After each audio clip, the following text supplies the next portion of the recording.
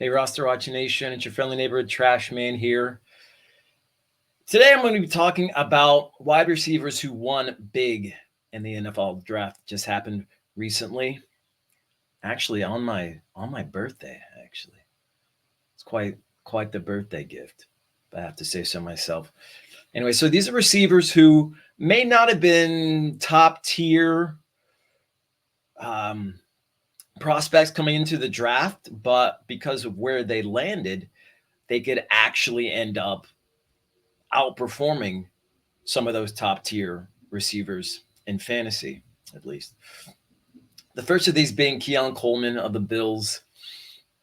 Anytime you land on a team like the Bills, whether it's the Bills, the Chiefs, Cowboys, um, that's probably going to bode well for you, especially if your receiving core on that team is not that deep, and the Bills have perhaps one of the shallowest um, receiving cores in the league right now.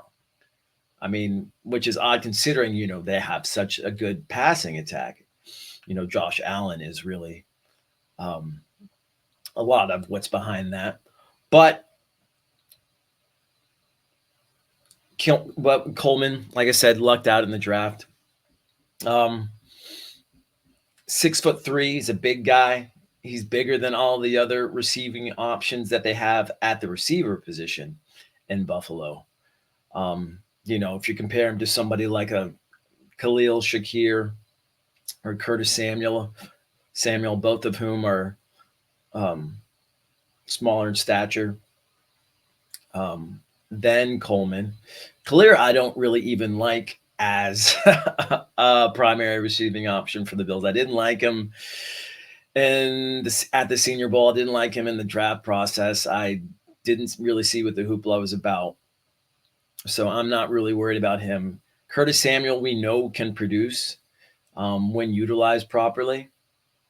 But I still think Coleman is arguably the front runner to lead the receiving core for Buffalo in touchdowns, at least, and maybe in receptions when all is said and done this year. He's got really good hands. Only dropped a couple of balls in his time at Florida State. I think he had 2 years there. I really like Coleman as a Buffalo Bill. Also, Troy Franklin of the Broncos, a little bit raw of a prospect, sure. And Bo Nix, the quarterback there for Denver, who, another rookie who will probably end up starting week 1. He's raw too. There's going to be some growing pains, but they do have the college connection from Oregon.